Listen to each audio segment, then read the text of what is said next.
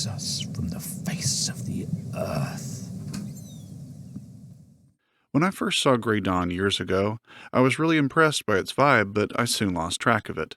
Years later, I was struck by deja vu when I saw an eerily similar trailer for a game called The Last Days of Lazarus. I looked up both games and realized the obvious reason for their similarities was that they shared a creator in George Remus. His specialty is psychological horror walking sims that focus on beautiful Romanian Orthodox iconography and spirituality. Now that's an important point because while these games are indeed fascinating windows into Romanian culture and Orthodox belief, they often tell pretty messy stories that don't provide the payoff their initial potential suggests. Now, despite these faults, you won't find many other games with this much style and imagination, so let's figure out what's simply divine about them and what could stand to be cast into outer darkness where there's weeping and gnashing of teeth. Let's get stuck in, nerds.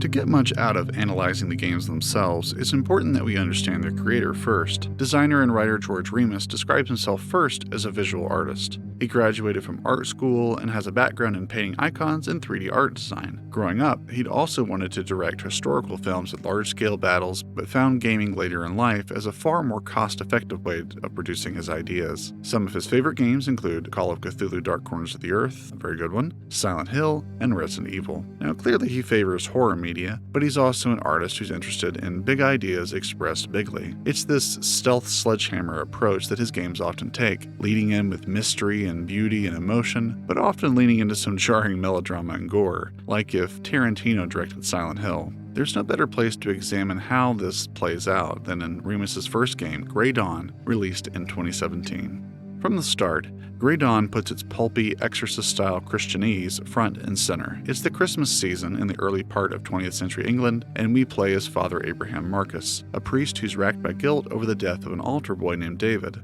A surreal and nightmarish tone is established immediately. Now, we have breaking news about the killer priest from Black Tower. Eyewitness confirms he really did murder those 8 children. So is Abraham a wolf in sheep's clothing? Or a flawed but misunderstood man wrongfully accused? Abraham's addled mental state makes him an unreliable narrator, regardless of his innocence, so the audience is left to ponder if Abraham's right to punish himself. The game plays out like a fever dream, reflecting states of mind during these events, and their emotional effect on the characters versus being strict historical accounts of the real events themselves. Unfortunately, this unreliability extends the narrative's quality as a mystery. It's likely this way incidentally, as Remus cobbled the story together from a bunch of old ideas he had as well as a new story he heard about a child-killing priest gone mad from the death of his wife. Grey Dawn spent so much time riffing on cool horror tropes that it often neglects to drip-feed the player reliable clues to the mystery. Could this mean that you're alive? Now, I must admit, there's some pretty metal shit that happens, that if nothing else is visceral and pretty scary. A group of demons show up on behalf of the dead children to haunt Abraham. Perhaps manifestations of nascent guilt, or an actual reckoning for Abraham's sins. Then there's this incredibly Bioshockian sequence where you put on a diver suit and swim through currents of blood and what looks like the inside of a decaying mouth to emerge inside a mausoleum. There's also this stomach-churning sequence in a brothel where Abraham randomly finds a repository of fetuses and feeds one to a lust monster so that it will let him get through. Nightmare logic, am I right? It's all really gritty, gross, and rather bold creatively, and has no qualms about shocking the player. But I wish these moments contributed more to my understanding of what happened in the real world as opposed to merely being entertaining vignettes. Part of the reason that these cool set pieces didn't leave a lasting impression on me is I was left with little idea of Father Abraham's actual rap sheet, beyond an admitted affair with a woman named Alexandra who had a sacrilegious fetish with religion and who tried to blackmail him into impregnating her. Abraham's actual list of misdeeds is hinted at but never detailed, so we don't really know whether he's a bad guy or whether the whole game is just subverting religious tropes for kicks and torturing him so that there can be a horror game. These scenarios aren't helping us figure out the game's central mystery, and so they lose their impact beyond their admitted good looks and enjoyably scary feel. Another side effect of these set pieces feeling like a greatest hits collection of ideas is that the impact of certain revelations either misses the mark entirely or doesn't land even when the intentions are good. Sometimes major scenes are abruptly introduced via brief and often misspelled messages during loading screens, and you may find yourself whisked from the dream world back to Abraham's mental hell, where it will be tasked with something strange and kind of random like trapping a demon rabbit for some reason, or one of the most bonkers, a scene change starts with Abraham uttering, I'm dead. dead. in a rather unconvincing way, especially considering we've had no evidence that he is indeed deceased. Again, the core presentation is fascinating, but weird red herrings like this and some general messiness surrounding the game's sheer ambition are somewhat to be expected, but not to be rewarded. The clutter of the game's Cranberry electronic cow. As such, the cluttered story pieces make it harder to vibe with the characters, and thus I had to fall back on its more sensory and experiential aspects. I had hoped that my background as an Anglican who's familiar with Christian ceremony and cosmology would give me a leg up on understanding the game, but if anything, I was just more aware of how many folklorisms are grafted into this game's orthodoxy that dilute the sense of the Christian ideas they seem to be referencing, so much so that they feel like they're more often being worn as costuming versus being used for their meaning. But let's switch gears here and presume that maybe these confusions of mine are just holy mysteries. Maybe I'm thinking too much about it, and Remus and company are just having fun with these tropes irrespective of their explicit connotations. Or maybe the game seems more concerned with the idea found in Matthew chapter 18 that says unless you become like a little child, you will never enter the kingdom of heaven. Perhaps I need to let go of needing to figure everything out, to be childlike and inquisitive. The voice of David, the dead child whom Abraham feels guilt over, periodically summons you into a fairy tale-like dream world that acts as a welcome respite from your mental prison. David chides adults for their complexity, their guilefulness, and their self-indulgence. And so we as the audience gladly traipse through his world, aware that this child seems to hold no grudge and instead is willing to help us get better. The fun part of the game becomes harmonizing with Abraham's attempts to appreciate sublime childlike wonder. As Bruce Lee once said, "Don't think, feel." And what feelings come to mind as you venture through these incredible worlds that Remus and company have dreamed up? While the nightmarish realm that Father Abraham begins the game in resemble his English abode, David's dream worlds resemble an idyllic Romania, from its rolling hills and countryside to the plethora of iconography and relics. But this is no photograph come to life. This is like reliving body memory of Romanian orthodoxy and folklore. Walk across a body of water and a bridge made of icons rises to help you across. You get to wear full regalia, ring bells, and recite traditional prayers at a Romanian funeral service. You ride in a sled propelled by flying sheep over snowy rivers, and don't even get me started on the fantastic vistas and the beautiful church architecture. Even Father Abraham's more conventionally built house, church, and graveyard feels so lived in, as if it did indeed reflect the years of use and wasn't just placed there by an artist. The particle effects like volcanic ash, flurries of snow, or vapors underneath waterfalls are so well animated. The color contrast and composition of countless unique Aztecs?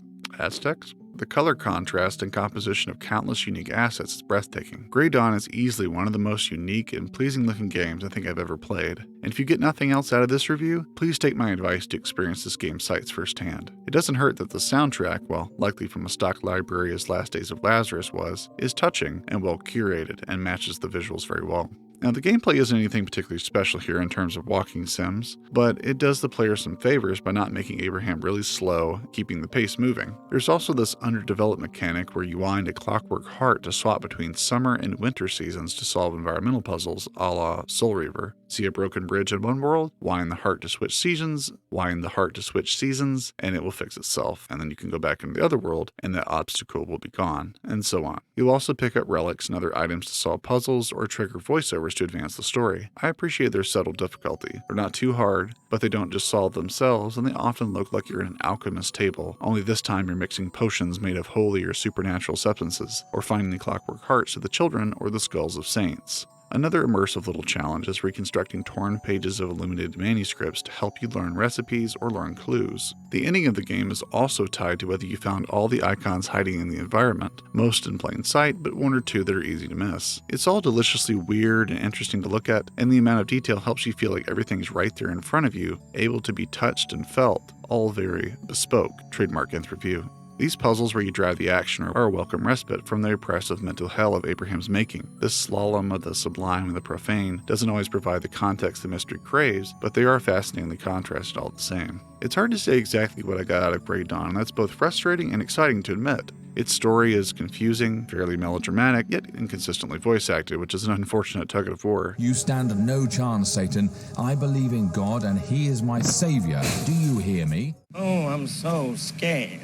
Yet its blend of euphoria and the macabre are compelling, and its set pieces are quite imaginative. I wish I could understand more of what it means, if anything, but if not, I can at least appreciate Remus's interesting choice of topics as well as his eye for composition. The formula needs more discipline and less obscenity, but it is a promising start to a new game developer's career. So let's next tackle Last Days of Lazarus, which is the second and most recent effort from Remus, Catalin Marcu of Grimtalin, which is a much less conflicting game for me to analyze for reasons both good and ill.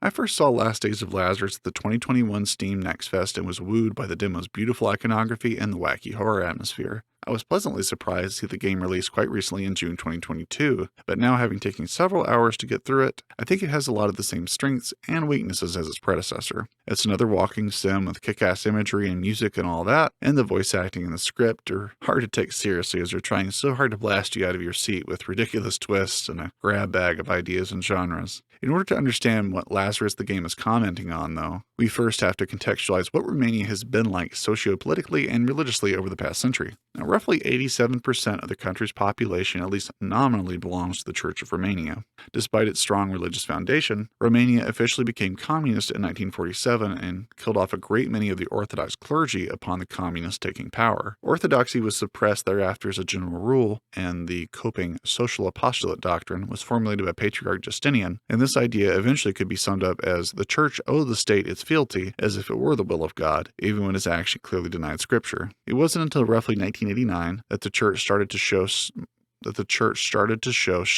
oh my God. It wasn't until roughly 1989 that the church started to show marked signs of resistance against the state and started to denounce actions like the murder of 100 demonstrators, an act a patriarch first congratulated, then later condemned as a work of a new child-murdering Herod, a reference to the king who ordered mass infanticide when he heard that the newborn Jesus was to succeed him as king.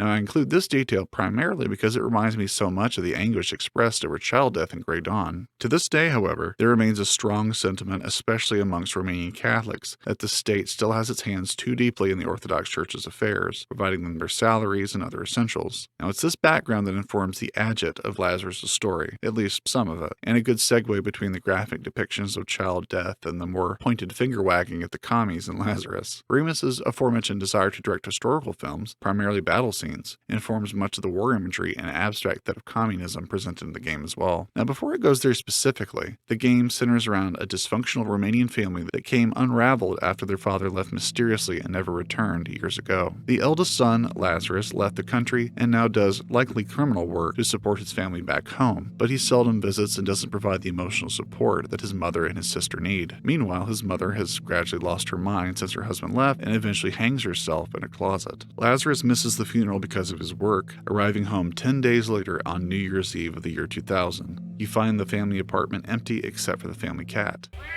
You find pills belonging to your sister and crazed notes from your mother scattered about, and then you receive a call from Ludmila, your sister, who's still at her mother's gravesite despite the late hour. But as she's speaking to Lazarus on the phone, an apparition appears behind them that looks just like her. Wowzers.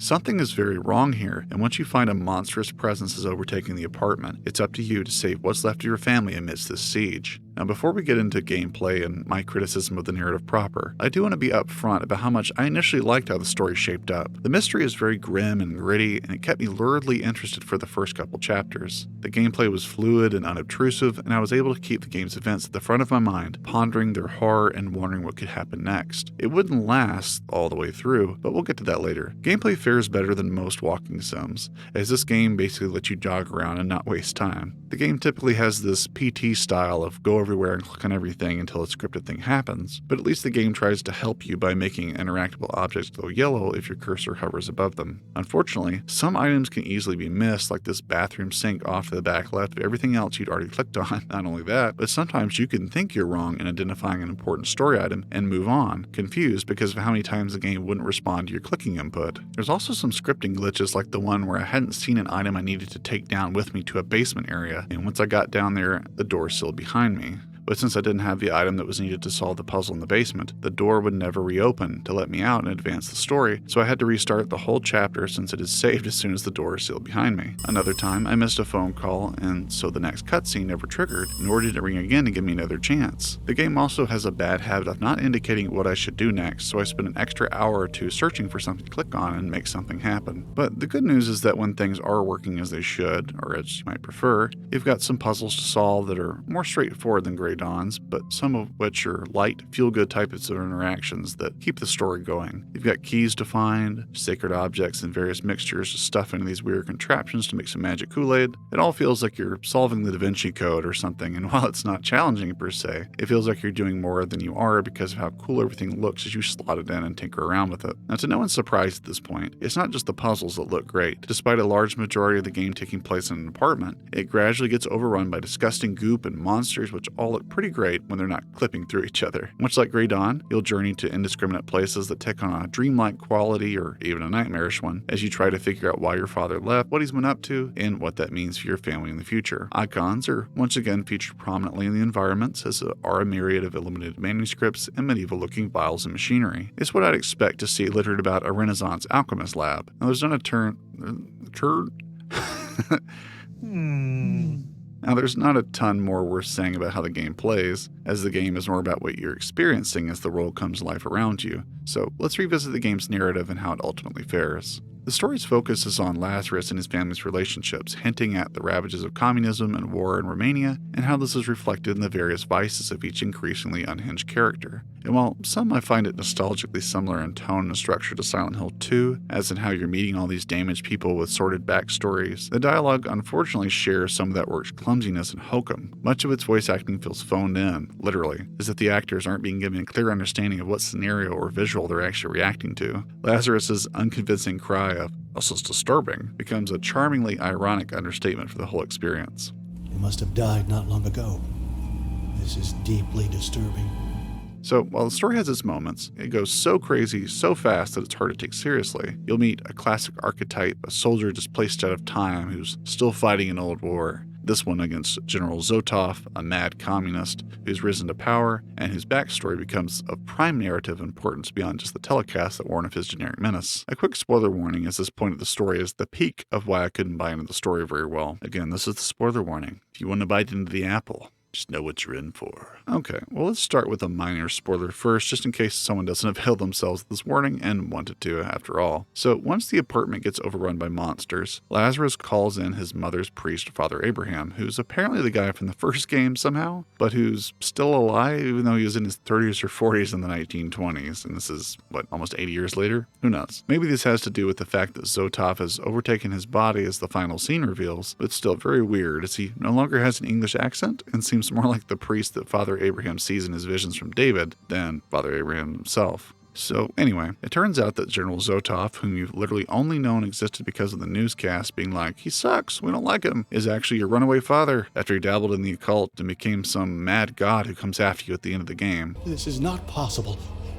That's impossible! Could this idea be cool if it was done right? I think so. But it really just kind of feels like the Comstock twist in Bioshock Infinite, where we realize he's the older version of Booker DeWitt. Now, this twist doesn't play either, as Booker and Comstock's personalities have no overlap. And Lazarus' twist here is so big and weird and overshadowing of the supposedly deep family drama. I guess the idea here is that the big bad communism pretends to care for you like family and then it takes everything from you. But when the message of the allegory kind of overshadows the actual people in the story, we get to why people don't like allegory very much, especially in a postmodern world. Allegory purposely paints with broad, on-the-nose strokes and uses people to make points. And while I can appreciate a didactic approach, here it just sort of isn't properly built up before it happens, and so it makes the actual experience and discovery of playing as a character take a back seat to watching the story jerk me around like a roller coaster wherever the track beneath us goes. Now, if it wasn't a big enough twist that you're actually Batman and you've been dead the whole time, there's actually a comical amount of bad deeds, sordid sexual situations, and body horror that begin to feel cheap instead of shocking. Every character is guilty of some heinous crime within a scene of meeting them, or they make wild behavioral changes on a whim. Then magic and robots appear, building to an out-of-place twist that we just mentioned in the spoiler section just a second ago. So while I appreciated the go-for-broke nature of these ideas, they're implemented so indelicately and in such a rapid-fire manner that they undersell their own drama. It doesn't help that the characters unconvincingly respond to the enormity of the horrors and the earth-shattering events happening to them. I'll kill that demented maniac. The biggest casualty of all is Lazarus himself. He's assigned very little blame for or examination of his faults outside of the introductory scenes, and then he just sort of leans into a redemptive arc out of nowhere that doesn't quite play, even if it is symbolically attractive. And he's said to be dismissive and aloof like his runaway father, and he clearly does something lucrative and illegal, but we aren't given a reason to go, "Hey, fuck you, man, that would make his later invoking of the Orthodox faith a powerful character moment. But he's still the best of the lot because these are some fucking weird characters.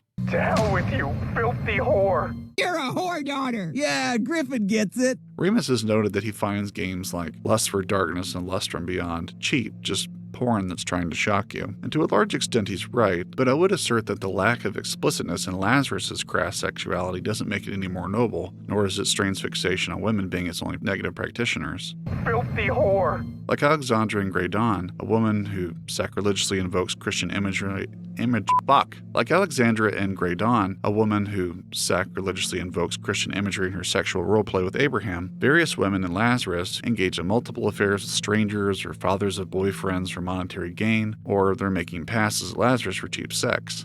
And these desires are presented as being lustful and transactional, all for gain and never for any love express. One character's rap sheet is so lurid and prolific that I'm inclined to wonder if she's being put on display as a comically naughty target for religious judgment, while simultaneously being enjoyed voyeuristically and without shame by the same types of thinkers who would chastise her for such behavior. Now, maybe the secret genius of these female characters in Lazarus is that they're supposed to be this raw in order to represent the desperate measures of a culture that's had to go whoring to make ends meet under the heel of the communists. Maybe we're supposed to feel bad as we look on the corpses of dead prostitutes and lament something deep that we've lost. There's even a reference to the Whore of Babylon in the game's notes, too, a biblical motif in Revelation that recalls the prostitution imagery used in the Old Testament to represent when the chosen people Israel went astray from their God and chose to follow other gods. But it's all delivered with so little tact and grace that it feels distractingly exploitative versus immersive and dark. Now, all this hand-wringing about meaning might just be an occupational hazard of making a story that's allegorical to a fault. Allegory, as we've mentioned, tends to be one of those loved or hated genres anyway,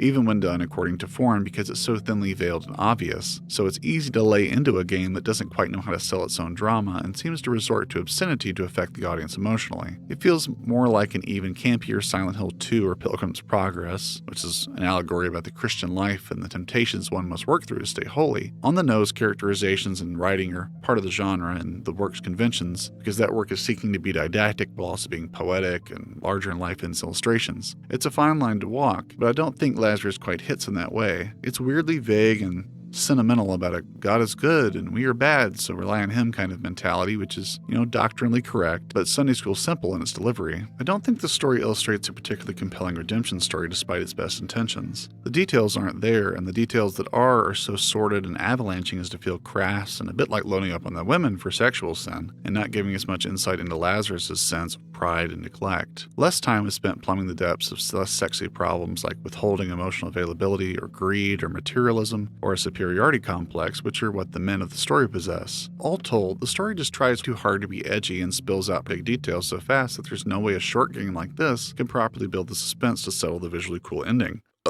But the journey is the fun here, not the destination, and the world is beautifully rendered and an exciting place to just be. While the story never quite lands its plane, the build-up of the actual mystery with all its gory detail is actually pretty cool, feeling a lot like the first Condemned game. It's all very Seven or something like that.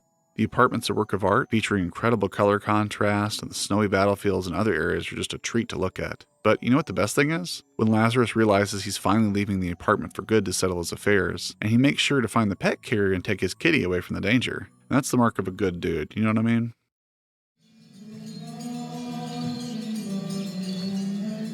Well, my brothers and sisters in Christ, that's about all I got for you today. Impressive. Now this is probably my toughest review to write, as I don't really like dumping on indie creators unless I really think there's something that needs to be trued up or is in the best interest of the project, and picking at the details of a work that involves religious expression is tough, especially if you seem to share a lot of the same core beliefs with the creator of the work. Kind of feels like friendly fire, So I toiled over being specific and constructive as possible while not being petty or vindictive, so I hope that this overview was enough to get you interested and hopefully informed as to what to expect and see if this is something that interests you to play. Grey Dawn and Last Days of Lazarus certainly scratch the same itch in slightly different ways that will appeal to the same types of folks. They have strong base ideas that get a little out of hand, but have such vivid and uniquely crafted gameplay scenarios and imagery that there's still something here for the gamer who just wants to be wowed. Silence your lying tongue. Now, I've criticized a lot of what Remus brings to the table, but I think that's partially because I sense there's so many strong qualities here and wish that the whole experience had the quality of the visuals and the lore. I also have to commend the developer for being unafraid of expressing his ideals explicitly and without playing coy. Sometimes the dialogue is a little on the nose and sometimes it's a little juvenile, but sometimes the truth just sounds simplistic to complicated people who maybe need a little bit more simplicity in their life. Yes, these games can be shocking and a little exploitative, but you won't find almost anything other walking sim, besides maybe layers of fear, that's as interested in mesmerizing you or giving you something sexual and violent to ponder. It's sexual and violent. I thought you might like it. So check them out, otherwise I'll find your lack of faith Disturbing. Or as Lazarus would say, This is deeply disturbing.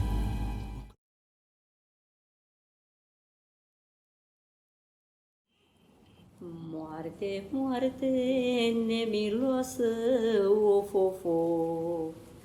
Tu pe toți scozi în casă, of. De-ar fi tânăr sau bătrân, de-ar fi slugă sau stăpân, mai amară ca ceasul morții nu-i. De-ar fi tânăr sau bătrân, de-ar fi slugă sau stăpân, mai amar.